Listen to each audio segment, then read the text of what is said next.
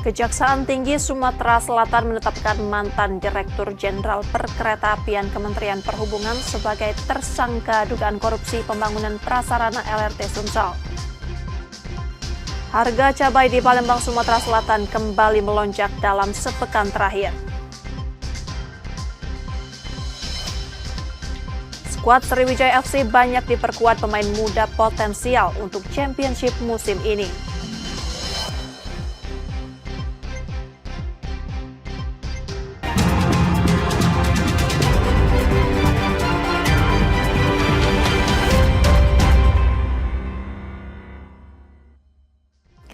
Selamat pagi saudara, apa kabar Anda hari ini? Seperti biasa kami akan membuka hari Anda dengan sejumlah laporan menarik dari Sumatera Selatan dan daerah lain di Sumatera bagian selatan. Selain berita utama tadi masih ada informasi-informasi menarik lainnya yang akan kami sampaikan. Bersama saya Rizka Silviana, inilah Kompas Sumbaksel selengkapnya. Di Kompas TV Independen, terpercaya.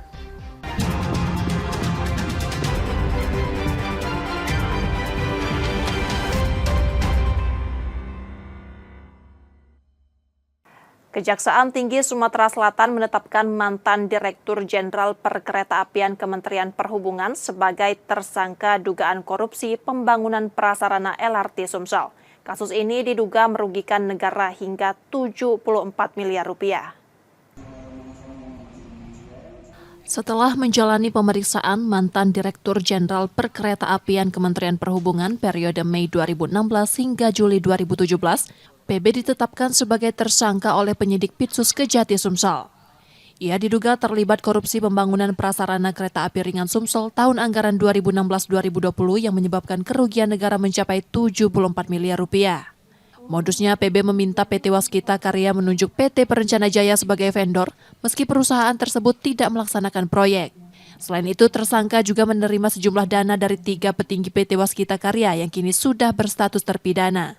Selanjutnya, tersangka PB menerima sejumlah aliran dana dari terpidana itu, terpidana Ignatius Joko Herwanto, dan terpidana Setiawan Andi Purwanto yang diperoleh dari pekerjaan perencanaan teknis pembangunan prasarana LRT Kota Palembang, Provinsi Sumatera Selatan yang tidak dilaksanakan PT Perencana Jaya sebagai vendor. Untuk kepentingan penyidikan, PB ditahan selama 20 hari di Rutan Pak Jo Palembang dan berkas perkara segera dilimpahkan ke Pengadilan Negeri Kelas 1A khusus Palembang. Tak hanya kasus LRT Sumsel, PB juga terseret perkara korupsi jalur kereta Besitang Langsa Medan. Dalam kasus itu, ia sudah divonis 7 tahun 6 bulan penjara serta diwajibkan membayar uang pengganti 2,6 miliar rupiah. Yudi Kiswanto, Kompas TV, Palembang, Sumatera Selatan. Kasus dugaan penganiayaan seorang mahasiswa oleh oknum dekan di salah satu perguruan tinggi di Palembang berakhir damai. Polisi menghentikan laporan tersebut karena tidak cukup bukti dan unsur pidana tidak terpenuhi. Setelah melalui serangkaian penyidikan, kasus dugaan penganiayaan seorang mahasiswa oleh oknum dekan Fakultas Hukum Universitas Muhammadiyah Palembang resmi dihentikan Polrestabes Palembang. Keputusan itu tertuang dalam surat perintah penghentian penyidikan yang diterima terlapor dari penyidik. Penghentian kasus dilakukan karena tidak terpenuhi unsur pidana dan minim bukti. Terlapor membantah telah melakukan penganiayaan, bahkan sempat melaporkan balik mahasiswa yang sebelumnya menuding dirinya. Beberapa waktu yang lalu, seputaran SP3 itu terbit, Irfan Syah dengan orang tuanya telah menemui kami. Dan waktu itu kebetulan kami sedang melaksanakan rapat pimpinan di Perwas. Nah, di situ saudara Irfan Syah dengan orang tuanya memohon maaf dengan saya secara pribadi, demikian juga orang tuanya. Nah, setelah dinyatakan dengan jelas dan rasanya dengan tulus, ya saya pribadi memaafkan yang bersangkutan. Meski sempat terjadi saling lapor, kasus akhirnya berakhir damai setelah pelapor menyampaikan permintaan maaf. Kuasa hukum terlapor juga membuka kemungkinan mencabut laporan balik tersebut. Tim penasihat hukum yang dibentuk oleh tim hukum juga melakukan laporan balik terhadap pelapor. Namun seiring kemudian laporan terhadap Pak Dekan ini sudah SP3 dan sekarang sudah terbentuk tim etik, Kami tim hukum nanti akan mengkaji apa hasil dari tim etik ini yang akan diputuskan oleh pimpinan fakultas. Setelah itu nanti kami akan mengambil langkah-langkah. Tidak tertutup kemungkinan laporan balik itu akan kami cabut juga. Sebelumnya pada 9 Desember 2024, mahasiswa bernama Irfan Syah Dwi Putra melaporkan kasus dugaan penganiayaan itu ke Polrestabes Palembang. Yudi Kiswanto, Kompas TV, Palembang, Sumatera Selatan. Harga cabai di Palembang, Sumatera Selatan kembali melonjak dalam sepekan terakhir. Kenaikan ini membuat penjualan pedagang menurun, sementara warga terpaksa mengurangi konsumsi komoditas tersebut.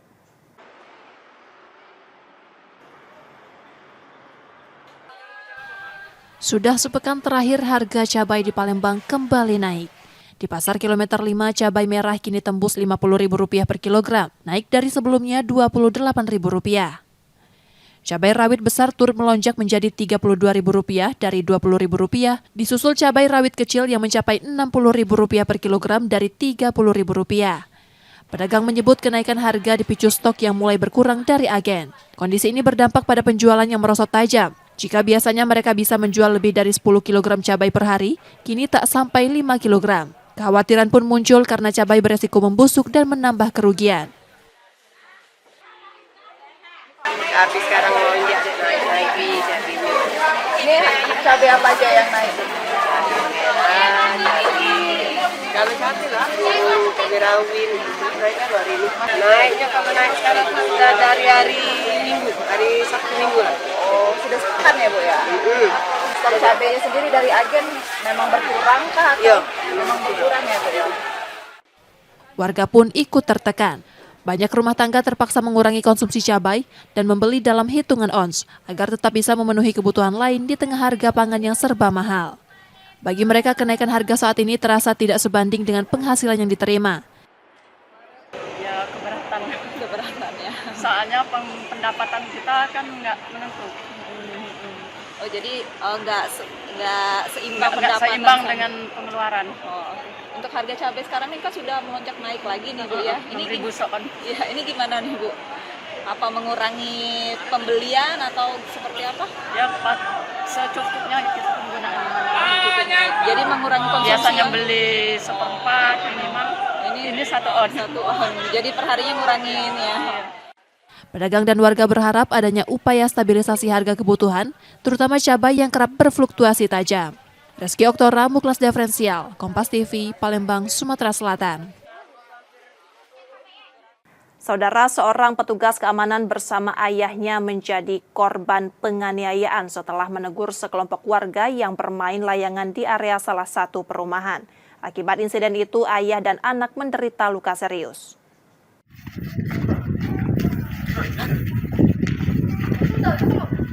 Peristiwa pengeroyokan dan penganiayaan dengan sajam terjadi di kawasan perumahan Kecamatan Gandus, Palembang. Seorang petugas keamanan, Gilang, menjadi korban pengeroyokan, sementara ayahnya Usman mengalami luka sajam serius hingga harus dilarikan ke Rumah Sakit Siti Khadijah. Insiden bermula ketika Gilang menegur sekelompok warga yang bermain layangan di area salah satu perumahan. Teguran itu memicu kemarahan hingga berujung pengeroyokan terhadap Gilang. Korban kemudian dipaksa pulang untuk melapor ke orang tuanya. Tidak terima anaknya dianiaya, Usman bersama keluarganya mendatangi rumah pelaku untuk meminta pertanggungjawaban. Situasi memanas hingga salah satu pelaku keluar membawa sajam dan melukai Usman di bagian perut. Ada anak namanya Gilang. Gilang ini dipercaya untuk menjaga keamanan di perumahan Geria Lestari. Nah, Geria Lestari dengan Taman Asri ini berdampingan, cuma terpisah tembok. Terus? Dia ini selaku keamanan menegur kan warga di luar komplek, di luar Geria Asri itu, Geria Lestari, jangan sampai main layangan ke dalam sini, jangan ganggu warga ada dalam kompleks sini. Ya. Kemungkinan tidak nerimo kan, jadi dikeroyok lah si Gilang tadi. Ya tiba-tiba dia sampai sana kan, wong tuanya Gilang nih tadi ngomong katanya, yang anak-anak yang ngeroyok anakku tadi. Keluar mau saja. Akhirnya berapa orang yang jadi korban kena celurit itu? Siko, ayahnya dari Gilang tadi. Kondisinya seperti apa sekarang? Kondisinya mengkhawatirkan, kritis di rumah sakit sekarang. Seperti apa lupa ini? Kasus ini telah dilaporkan ke Polrestabes Palembang. Keluarga korban berharap pelaku segera ditangkap dan diproses sesuai hukum yang berlaku. Muklas Diferensial, Kompas TV, Palembang, Sumatera Selatan.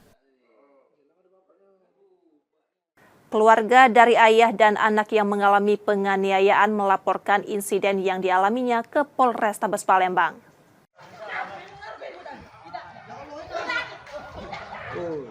Alimin, keluarga dari ayah dan anak Usman dan Gilang yang menjadi korban penganiayaan hingga salah satunya harus dilarikan ke rumah sakit melaporkan peristiwa itu ke Polrestabes Palembang.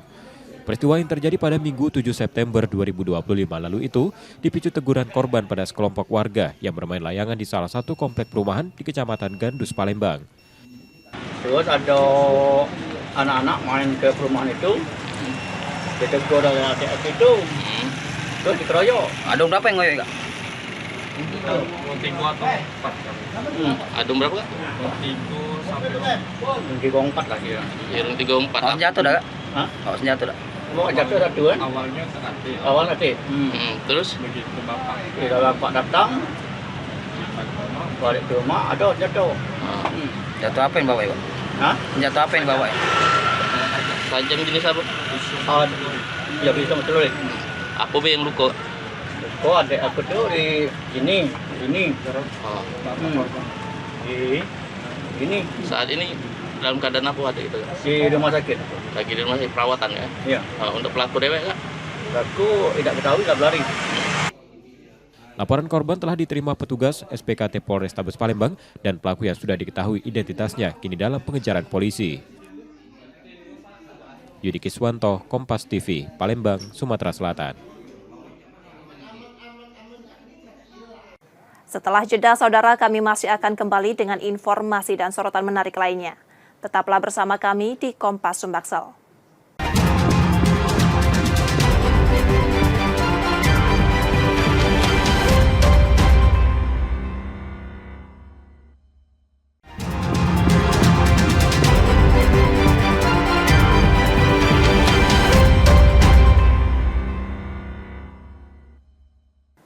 Saatnya kita akan melihat sorotan dari daerah di Sumatera bagian selatan. Berikut laporan dari Bengkulu, Jambi, Lampung, dan Bangka Belitung. Dalam vonis Majelis Hakim, Rohidin terbukti melakukan tindakan melawan hukum dengan memanfaatkan jabatannya sebagai gubernur untuk menguntungkan dirinya sendiri dengan memeras kepala dinas. Vonis penjara 10 tahun yang diberikan hakim terhadap Rohidin ini lebih berat dari tuntutan jaksa sebelumnya, selama 8 tahun penjara dan denda 700 juta rupiah. Tak hanya itu, seluruh aset milik Rohidin juga disita dan dikembalikan ke negara untuk mengganti kerugian dari korupsi yang dilakukannya, serta hak politiknya dicabut selama 2 tahun. Menjatuhkan pidana kepada terdakwa Rohidin Mersa dengan pidana penjara selama 10 tahun dan pidana denda sebesar 700 juta rupiah dengan ketentuan apabila tidak dibayar maka diganti dengan pidana kurungan selama 6 bulan. Menjatuhkan pidana kepada terdakwa Rohidin Mersa dengan pidana penjara dengan pidana pengganti. Atas vonis 10 tahun penjara, Rohidin mengatakan masih mempertimbangkan apakah akan mengajukan banding atau tidak. Kalau banding kita lihat situasinya. Saya kira soal banding, soal panjang hukuman tidak jadi persoalan. Yang penting itu dalam keputusan itu kebenaran terungkap dan keadilan kita dapatkan. Betul.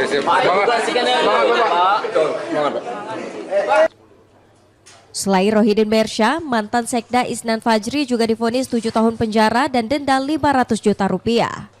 Sedangkan Efriansyah yang merupakan ajudan Rohidin divonis 5 tahun penjara. Rohidin sebelumnya terjerat operasi tangkap tangan oleh KPK atas kasus gratifikasi dan pemerasan demi keperluan Pilkada 2024 lalu. Bayazir Al-Rehan, Kompas TV Bengkulu.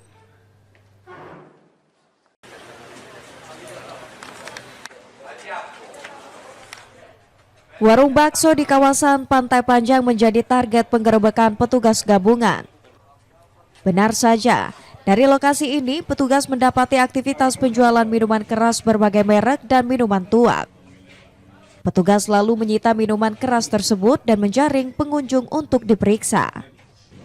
Mirisnya, Terdapat sejumlah pelajar yang kedapatan tengah mengonsumsi minuman keras di lokasi. Selain menggerebek warung berkedok warung bakso, petugas juga merazia sejumlah tempat hiburan malam.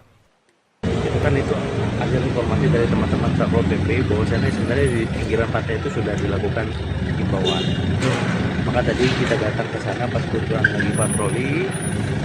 Pas kita cek ternyata bukan warung bakso. Dia memang warung bakso, usahanya bakso, tapi kalau malam itu mungkin menjual juga jenis tuak. Kita lagi dalamin tuaknya dari mana. Tuak yang masuk dari sini pantai itu kita dalamin.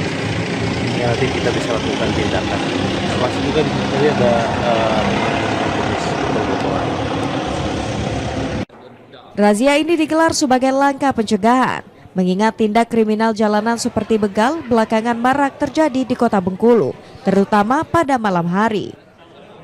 Gilang Triwibisono, Kompas TV Bengkulu. Tim unit Reskrim Polsek Mestong menangkap pelaku penganiayaan di Kecamatan Mestong, menyebabkan korban mengalami luka di bagian kepala akibat pukulan benda keras yang dilakukan oleh pelaku. Pemukulan kepala korban oleh pelaku di Desa Sukadamai, Kecamatan Mestong, Kabupaten Muaro Jambi, saat korban tengah menunggu temannya. Namun dari arah belakang pelaku menggunakan sepeda motor langsung memukul kepala korban menggunakan besi sebanyak 3 kali. Melihat kepala korban berdarah, pelaku panik dan langsung melarikan diri. Saroni, pelaku penganiayaan korban terhadap Lia, warga Kecamatan Mestong, Kabupaten Muaro Jambi tidak berkutik saat ditangkap polisi. Pelaku pasrah dan tidak ada perlawanan. Guna kepentingan penyidikan, pelaku langsung dibawa ke Mapolsek Mestong. Dari hasil proses penyidikan kami, tersangka melakukan perbuatan ini baru 1 kali. Untuk kejadian ini terjadi pada hari Jumat tanggal 8 Agustus 2025 sekira pukul 01.00 WIB di RT 01 Desa Sukadamai, Kecamatan Mestong, Kabupaten Muaro Jambi. Untuk luka penganiayaan yaitu si tersangka memukul kepala korban menggunakan besi sebanyak 1 kali, mengeluarkan darah dan sudah kami visum. Dan dari hasil visum terdapat luka di kepala. Akibat perbuatannya, pelaku dijebloskan ke sel Mapolsek Mestong, dijerat pasal 351 ayat 2 Undang-Undang Hukum Pidana tentang penganiayaan yang mengakibatkan luka-luka dengan ancaman pidana penjara paling lama 5 tahun. Tim Liputan Kompas TV Jambi. Demi melestarikan satwa dilindungi dan mengembalikan fungsi ekosistem, PKSDA Jambi bersama PT Restorasi Ekosistem Indonesia melepas liarkan 23 ekor satwa liar di Hutan Harapan, Kabupaten Batanghari, Jambi. Satwa lindung yang dilepas liarkan terdiri dari 2 ekor beruang madu, 3 ekor berang-berang, 4 ekor burung tiung mas, dan 14 ekor ular sanca batik. 2 beruang madu berusia 27 dan 28 bulan sebelumnya dipelihara warga, lalu diselamatkan PKSDA, direhabilitasi di tempat penyelamatan satwa Jambi. Sementara satwa lain berasal dari pengiriman Jakarta. Sebelum dilepas liarkan, seluruh satwa telah menjalani proses observasi, pemeriksaan medis, dan koordinasi teknis. Hutan Harapan dipilih sebagai lokasi pelepas liaran karena memiliki 3 tipe habitat, hutan alam, semak belukar, dan perairan, dengan keragaman vegetasi serta sumber pakan alami. Berdasarkan data Reki, Hutan Harapan menjadi rumah bagi lebih dari 1.000 jenis flora, 64 spesies mamalia, 312 jenis burung, 71 reptil, 55 amfibi, dan 123 spesies ikan termasuk satwa kunci seperti harimau Sumatera dan rangkong gading. Hutan Harapan ini adalah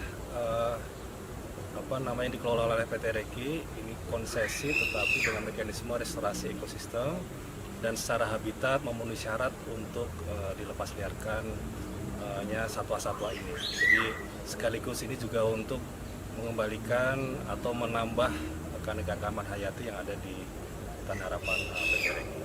Jadi harapannya satwa-satwa ini pertama dapat kembali berkembang di habitat alaminya, menambah populasi dan mempunyai peran secara ekologi di habitatnya. Kawasan restorasi ekosistem ini juga dijaga oleh tim patroli, tim monitoring keanekaragaman hayati, serta 79 unit kamera trap. Untuk metode pemantauan dari masing-masing spesies ini berbeda-beda. Yang pertama itu dengan beruang madu, kita memasang kita memasang kamera trap di beberapa titik yang itu bisa mengidentifikasi keberadaan dari beruang madu. Kemudian beruang madu ini diamati juga melalui survei okupansi. Kemudian untuk spesies ular dan berang-berang, karena dilepas liarkan atau dirilis dalam satu lokasi, kemungkinan secara intens selama 1 minggu ini kita akan melakukan penyisiran apakah satwa atau spesies itu masih dalam lokasi tersebut atau tidak. Dan yang terakhir burung, ini kita melakukan survei burung, jadi pengamatan secara langsung karena lokasinya sama seperti ular dan berang-berang, adalah penyisiran selama 1 minggu ke depan. Kerjasama BKSDA dan PT Reki diharapkan menjadi momentum untuk memperkuat komitmen Indonesia dalam melestarikan keanekaragaman hayati dan habitat alami di Sumatera. Wiradani Damanik, Kompas TV Jambi.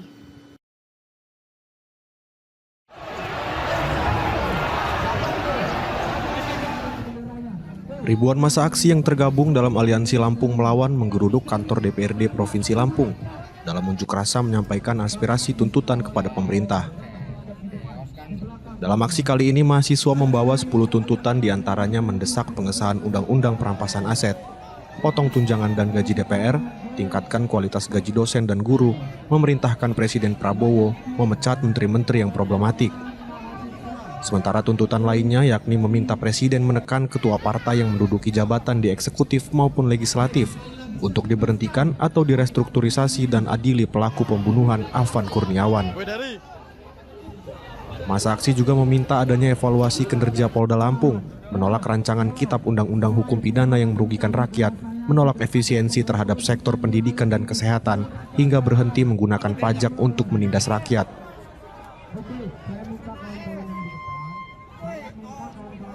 Tadi semua Forkopimda itu turun semua, DPRD, Gubernur, Pangdam, Kapolda, semua instansi yang terkait itu turun semua menemui kita. Dan mereka menandatangani apa yang menjadi tuntutan, yang membuktikan bahwa mereka menyepakati tuntutan-tuntutan kita disampaikan kepada pusat. Ada tenggat waktu tahu gimana? Tenggat waktu ada 24 jam. Itu 24 jam tadi untuk tindakan merespon. Minimal mereka sampaikan langsung ada bukti bahwasanya ke DPR tadi sampai. Unjuk rasa Aliansi Mahasiswa Lampung Melawan berlangsung damai dan kondusif, di mana Gubernur Lampung bersama Pangdam 21 Raden Inten, Kapolda Lampung, Ketua DPRD dan Kajati menemui massa aksi guna mendengarkan segala aspirasi dan tuntutan yang disampaikan. Dalam wawancaranya, Gubernur Rahmat Mirzani Jausal mengapresiasi unjuk rasa yang dilakukan mahasiswa bersama lapisan masyarakat lainnya yang berlangsung dengan damai dan kondusif. Ia berjanji akan membawa segala tuntutan massa aksi ke pemerintah pusat.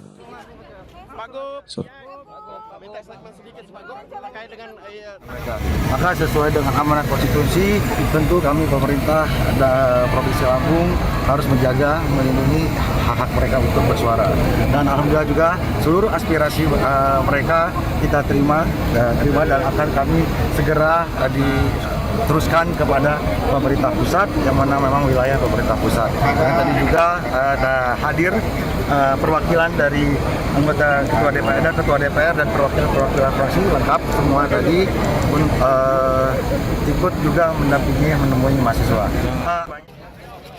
Usai segala tuntutannya diterima oleh pemerintah, massa aksi dari mahasiswa Aliansi Lampung Melawan langsung membubarkan diri, meninggalkan lokasi kawasan gedung DPRD secara tertib pada Senin sore. Roma Afriaidam, Kompas TV, Lampung.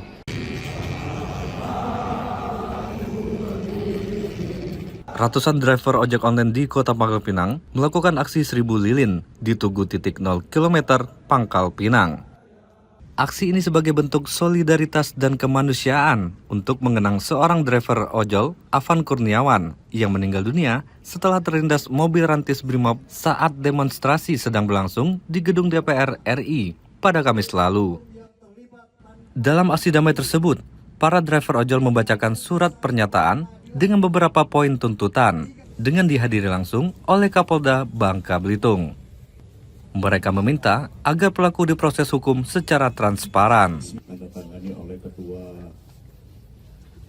Ada 4 poin ya kita minta supaya pelaku dihukum seberat-beratnya dan transparan, ya, dan juga dipecat secara tidak hormat. Itu saja. Oke, Bang, dengan hadirnya Kapolda sendiri, Bang, seperti apa respon kita dan harapan kita sendiri? Ya, harapan kita dengan datangnya Pak Kapolda, ya kita bersyukur bahwa beliau cukup merespon apa yang terjadi saat ini dan antusias dari teman-teman cukup beliau menghargai bahwa yang terjadi saat ini bukan hanya kami yang merasakan, tetapi beliau dengan hadirnya beliau merasakan sendiri juga. Demikian. Ya, kita bersama Ketua DPRD, Kapolres Pangapina, Dirintel, dan seluruh Ocol Bangka Belitung melaksanakan penyalilan doa bersama untuk mendoakan almarhum Afan Kurniawan Zulkifli yang meninggal di Jakarta. Tentunya semoga Syahid Husnul Khotimah. Amin. Keluarga yang ditinggalkan diberi ketabahan dan kesabaran. Amin. Dan saya tadi menerima pernyataan yang harus saya bawa ke Kapolri. Ada 4 hal yang dibacakan tadi dan insya Allah akan saya kirim ke Jakarta untuk disampaikan pada Kapolri. Para ojol berharap agar tuntutan mereka disampaikan langsung ke Kapolri agar pelaku segera diadili dan dipecat secara tidak hormat. Nanda Ardiansah, Kompas TV, Pangkal Pinang, Kepulauan Bangka Belitung. Demikian tadi saudara sorotan dari Bengkulu, Jambi, Lampung, dan Bangka Belitung. Setelah jeda kami masih akan kembali dengan informasi menarik lainnya. Tetaplah bersama kami di Kompas Sumbaksel.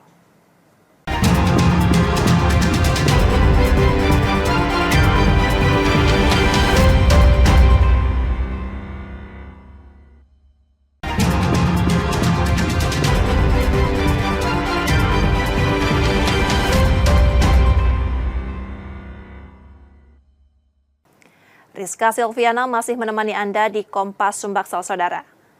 Dinas Pendidikan Kota Palembang meninjau sekolah-sekolah yang dinilai tidak layak. Meski renovasi belum bisa dilakukan tahun ini, perbaikan segera dimasukkan dalam anggaran 2026. Sementara itu, target renovasi sekolah tahun 2025 sudah terrealisasi hingga 90%.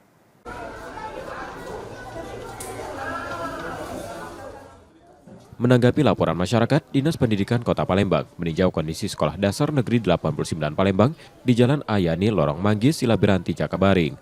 Hasil pantauan menunjukkan sekolah tersebut layak untuk segera diperbaiki. Meski demikian, renovasi belum bisa dilakukan tahun ini. Perbaikan baru akan dimasukkan dalam anggaran tahun 2026. Sementara untuk 2025 tercatat 66 sekolah dasar dan 35 SMP sudah direnovasi dengan capaian 90% dari target yang ditetapkan dan ditargetkan rampung pada akhir November 2025. Setelah kami tinjau, ya memang kelas ini sudah lama mendapatkan sentuhan ataupun rehab. Insya Allah ketika kami sudah kunjungan ini dan akan melapor ke Wali Kota Palembang bahwa sekolah ini layak memang untuk kita rehab di tahun depan. Di tahun ini kita akan menyelesaikan untuk gambar dan rapnya. Di tahun depan kita akan perbaiki apa yang sudah kita tinjau tadi dari kelas-kelas sehingga sekolah di sini nyaman dan aman untuk ditempati kegiatan belajar mengajar baik siswa maupun guru. Seluruh untuk setahun ini untuk SD itu sekitar 66 yang sudah kita perbaiki dan untuk SMP sekitar 35 SMP. Nah, ini akan berlanjut lagi di tahun-tahun berikutnya sesuai dengan kemampuan anggaran kita. Namun kita juga berdasarkan skala prioritas yang mana saja yang sudah sifatnya urgent akan kita prioritaskan untuk dianggaran di tahun ke depan. Kalau yang masih akan dibangun di tahun ini masih berapa lagi, Pak? Hampir tahun ini sudah 90% jalan dan kemungkinan selesai di bulan November paling lama. Renovasi sekolah dilakukan Pemkot Palembang berdasarkan skala prioritas dengan mempertimbangkan seberapa besar kerusakan mempengaruhi proses belajar mengajar. Sekolah yang belum masuk dalam perbaikan karena renovasi akan dilanjutkan secara bertahap di tahun berikutnya. Muhammad Reza Palevi, Kompas TV, Palembang, Sumatera Selatan. Pemerintah Kota Palembang menyiapkan pengawasan ketat di kawasan destinasi wisata. Langkah ini dilakukan untuk menjaga keamanan dan kenyamanan wisatawan yang berkunjung.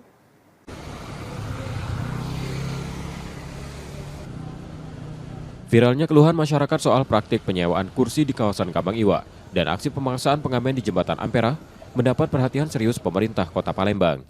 Satuan Polisi Pamong Praja menggelar patroli di sejumlah titik destinasi wisata. Pengawasan dipastikan terus dilakukan untuk menjaga keamanan dan kenyamanan pengunjung.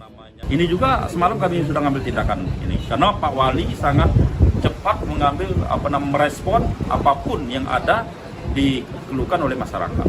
Kami juga dari Satpol PP tetap untuk kondusivitas berkaitan dengan pengunjung Jembatan Ampera, BKB, kami lakukan edukasi, kami lakukan pengawasan, kami lakukan patroli setiap hari di wilayah itu. Selain itu, Satpol PP juga mengajak seluruh pihak terkait untuk bersama-sama menciptakan suasana kondusif sehingga wisatawan merasa aman saat berkunjung ke Kota Palembang. Nur Muhammad, Kompas TV, Palembang, Sumatera Selatan.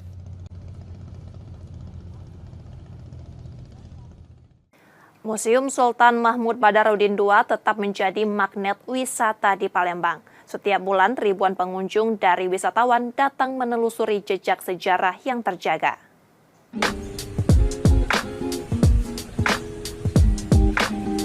Sempat dipugar pada 2023, Museum Sultan Mahmud Badarudin II di Palembang kini tampil lebih segar dan modern.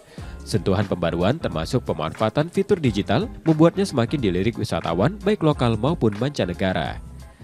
Setiap koleksi kini dilengkapi barcode yang bisa dipindai pengunjung untuk mendapatkan informasi. Fasilitas ini kian memudahkan wisatawan, terutama turis asing, karena tersedia penjelasan dalam bahasa Inggris. Sudah ada budayanya, jangan sampai budaya kita yang ini hilang dengan dikalahkan oleh budaya-budaya luar. Terus harapan kita juga dari masyarakat juga untuk mengenal sejarah zaman dulu, zaman Kesultanan dengan zaman Sriwijaya, mengenal budaya kita sendiri, jangan sampai hilang. Dalam keseharian, museum ini tak pernah sepi. Puluhan hingga ratusan pengunjung datang silih berganti, mayoritas diantaranya para pelajar yang ingin mengenal sejarah lebih dekat. Dengan tiket masuk hanya Rp2.000 hingga Rp20.000, museum ini menawarkan pengalaman berharga menelusuri jejak panjang Palembang, termasuk kejayaan Kerajaan Sriwijaya. Cuma kok kecil sekali ya rasanya, untuk pemeliharaan saya kira butuh biaya yang cukup besar. Bahkan ini mungkin subsidi pemerintah kalau perlu ditingkatkan. Ya. Nah, itu harga tiketnya murah Pak ya? Terlalu murah ya untuk ini ya, hanya 15.000 berasa. Tetapi kadang-kadang juga masyarakat kalau dinaikkan juga kok mahal. Tetapi ilmu saya kira tidak memandang berapa. Kalau perlu ada semacam apa itu istilahnya untuk sumbangan secara swadaya, itu perlu juga Sebagai pusat wisata sejarah sekaligus ruang edukasi, Museum SMB 2 terus berbenah mengikuti zaman. Upaya ini menjadi jalan untuk merangkul generasi muda agar kian mencintai dan memahami sejarah bangsanya. Muhammad Reza Pahlevi, Kompas TV, Palembang, Sumatera Selatan.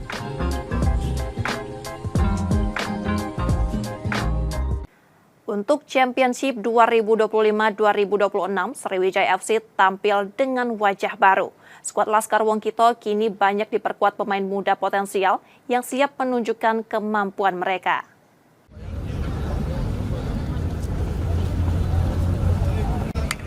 Sriwijaya FC optimis jelang kompetisi Championship 2025-2026, skuad Laskar Wongkito musim ini dipenuhi deretan pemain muda potensial yang diharapkan mampu tampil konsisten sepanjang musim. Meski demikian, para pemain muda dituntut untuk lebih matang dalam mengendalikan emosi saat berada di lapangan. Hal ini menjadi perhatian utama tim pelatih sebelum kompetisi bergulir. Kita juga mengevaluasi akan diri kita dipertaruhkan di situ. Oh ya, pastinya kita berikan anak-anak nasihat lagi, terus juga senior-senior untuk lebih aktif lagi. Ada Doli, terus si Valen dan juga Ganjar supaya bisa memberikan nasihat ke anak-anak apalagi ketika bermain dalam situasi kita ditekan supaya tidak emosi atau ketika kita menyerang terus tidak gol-gol tidak frustasi, itu yang kita inginkan sih. Dalam waktu dekat, manajemen Sriwijaya FC juga berencana memperkenalkan skuad terbaru mereka ke publik. Nur Muhammad, Kompas TV, Palembang, Sumatera Selatan. Hasil dari FIFA Matchday, Timnas Indonesia ditahan imbang Lebanon tanpa gol. naik kali ini pemirsa, melebar kepada Dean James. Dean James berhasil melewati kali ini. Bermain di Stadion Gelora Bung Tomo, Timnas Indonesia langsung menurunkan dua pemain baru, Miliano Yonatas dan Mauro Zelstra sebagai starter. Masih Miliano di sana angkat bola dan ini dia tusukan yang memberikan. Hampir 45 menit skuad Garuda menguasai pertandingan tetapi tidak berujung gol. Skor imbang tanpa gol di babak pertama. Positioning yang bagus dan kekuatan tangan yang cukup stabil tadi ya dari EM. Selepas jeda, Lebanon mulai bangkit dengan berani bermain menekan. Kembali laga berakhir imbang tanpa gol untuk kedua tim. Antara dua pemain dari Lebanon, tendangan keras pemain Lebanon. Kami jeda sejenak saudara, setelah itu kami masih akan kembali. Tetaplah bersama kami di Kompas Sumbaksel.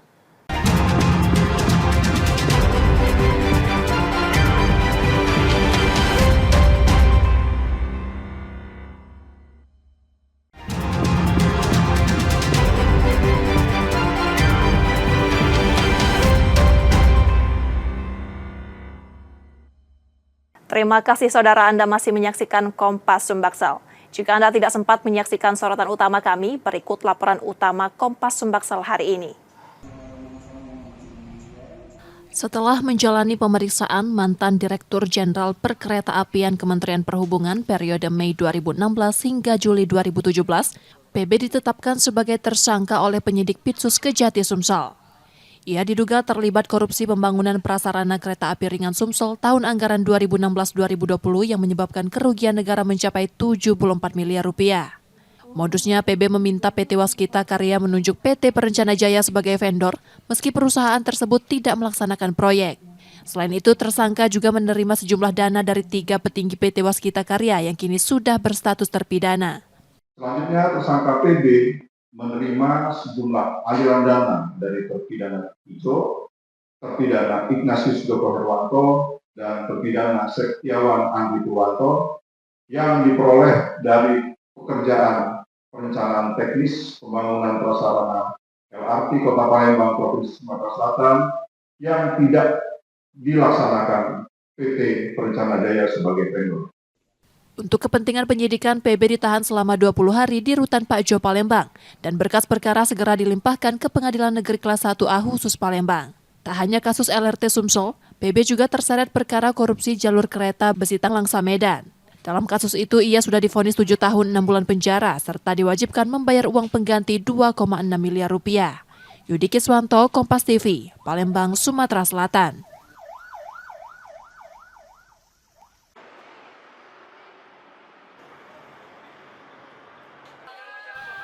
Sudah sepekan terakhir harga cabai di Palembang kembali naik. Di pasar kilometer 5 cabai merah kini tembus Rp50.000 per kilogram, naik dari sebelumnya Rp28.000. Cabai rawit besar turut melonjak menjadi Rp32.000 dari Rp20.000, disusul cabai rawit kecil yang mencapai Rp60.000 per kilogram dari Rp30.000. Pedagang menyebut kenaikan harga dipicu stok yang mulai berkurang dari agen. Kondisi ini berdampak pada penjualan yang merosot tajam. Jika biasanya mereka bisa menjual lebih dari 10 kg cabai per hari, kini tak sampai 5 kg. Kekhawatiran pun muncul karena cabai beresiko membusuk dan menambah kerugian. Habis sekarang melonjak naik lagi cabai. Ini cabai apa aja yang naik? Kalau cabai lah, cabai rawit, mereka hari ini. Naiknya kalau naik sekarang sudah dari hari Minggu, hari Sabtu Minggu lah. Oh, sudah sepekan ya Bu ya? Stok cabainya sendiri dari agen memang berkurang kah? Atau memang berkurang ya Bu ya? Warga pun ikut tertekan. Banyak rumah tangga terpaksa mengurangi konsumsi cabai dan membeli dalam hitungan ons agar tetap bisa memenuhi kebutuhan lain di tengah harga pangan yang serba mahal. Bagi mereka, kenaikan harga saat ini terasa tidak sebanding dengan penghasilan yang diterima. Ya keberatan ya. Soalnya pendapatan kita kan nggak menentu. Oh jadi nggak seimbang pendapatan. Seimbang dengan pengeluaran. Oh, untuk harga cabai sekarang ini kan sudah melonjak naik lagi nih Bu ya. Ini ya, ini gimana nih Bu? Apa mengurangi pembelian atau seperti apa? Ya secukupnya gitu penggunaan. Jadi mengurangi konsumsi. Biasanya beli seperempat, minimal ini 1 on. Jadi perharinya ngurangin ya. Pedagang dan warga berharap adanya upaya stabilisasi harga kebutuhan, terutama cabai yang kerap berfluktuasi tajam. Reski Oktora, Muklas Diferensial, Kompas TV, Palembang, Sumatera Selatan.